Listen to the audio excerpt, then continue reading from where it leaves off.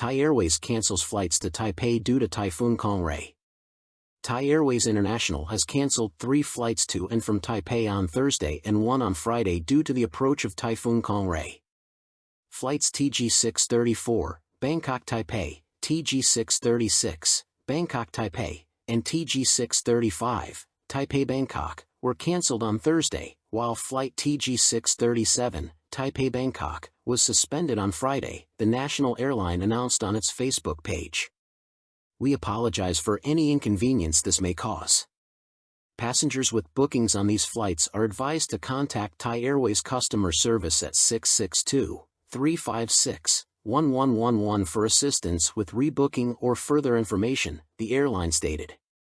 In preparation for the typhoon, Taiwan is on lockdown, all cities are observing a day off, financial markets are closed, and hundreds of flights have been cancelled. According to Taiwan's Central Weather Administration, the storm is expected to make landfall on the east coast around 2 p.m., 1 p.m. Thailand time. At one point classified as a super typhoon, Kong-rey slightly weakened overnight but remains powerful, equivalent to a Category 4 hurricane with gusts exceeding 250 km per hour and heavy rainfall, according to Tropical Storm Risk.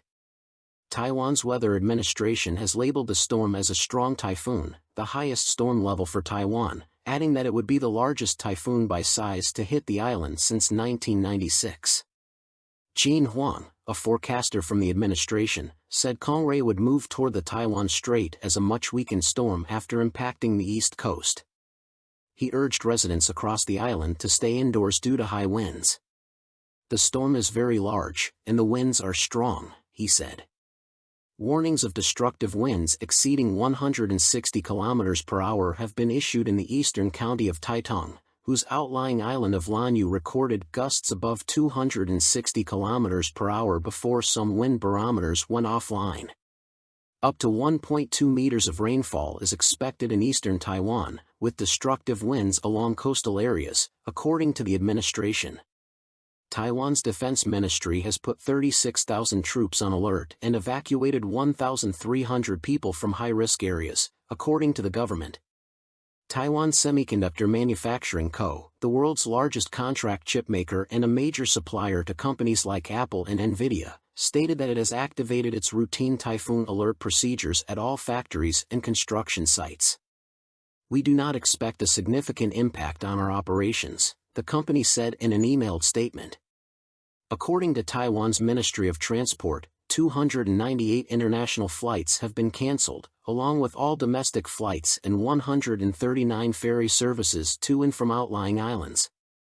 Taiwan's high-speed rail, which connects major cities on its populated western plains, continues to operate on a reduced schedule. The government has warned people to avoid the mountains and coastal areas. Kong-rey is forecast to graze China along the coast of Fujian province on Friday morning. Subtropical Taiwan is frequently hit by typhoons. The last one, Typhoon Krathen, killed 4 people earlier this month as it passed through the island's south.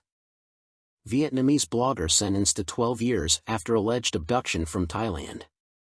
A Vietnamese blogger, who was reportedly abducted from Thailand last year, has been sentenced to 12 years in prison for spreading anti-government content, according to local media.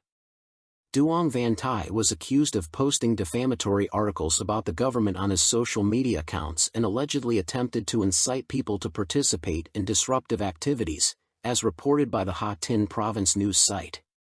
Thai was arrested on April 14, 2023, for illegally entering Vietnam from Laos without identification documents, according to a statement on the Ha Tin Provincial Police website. A representative for Thai was not immediately available for comment. Upon completing his sentence, Thai will be placed under mandatory supervision for 3 years, the Hanoi People's Court ruled following a closed trial, according to the news website Vietnam Plus. Thai regularly live-streamed on YouTube, where he criticized the authoritarian Vietnamese government and accused it of corruption. State media reported that he also managed a Facebook group that published distorted information about the personal lives of Vietnamese leaders. He reappeared in Vietnamese custody last year after disappearing from Thailand, where he had fled in 2019 and had been granted refugee status. Human Rights Watch accused Vietnam of kidnapping him. A friend of Thai's stated that he would never have, voluntarily, returned to Vietnam. She said that witnesses reported seeing two white sedans block his motorcycle, one in front and one behind, as he left his residence in Pathum Thani on April 13, 2023, the last time he was seen in Thailand. Bangkok introduces new garbage collection fee with discounts for waste sorting. Bangkok's new garbage collection fee will provide significant discounts for households that sort their waste before routine collection. The Bangkok Council approved the bill unanimously with a vote of 34-0, allowing it to become law following publication in the Royal Gazette. Bangkok's Deputy Governor, Jakapan Phunggam, announced that the bill is expected to be enforced in about 6 months, replacing the previous flat rate of 80 baht per household, which the current administration considers too high. Under the new fee structure, households that sort their waste will pay just 20 baht per month, while those that do not will be charged 60 baht. To participate in the waste sorting initiative and receive the lower rate, residents must register via an application or at district cleaning departments. Mr. Jakapan mentioned that officials would visit registered households to verify compliance, although he did not provide details about the app. Currently, only 50,000 out of over 2 million households in the city separate their waste before collection, with disposal costs averaging 2,300 baht per ton, according to the Bangkok Metropolitan Administration, BMA. Thai cabinet grants citizenship to 483,000 migrants and ethnic minorities. The cabinet has approved a policy to grant Thai citizenship to over 483,000 migrants and ethnic minority members who have lived in Thailand long-term or were born in the kingdom.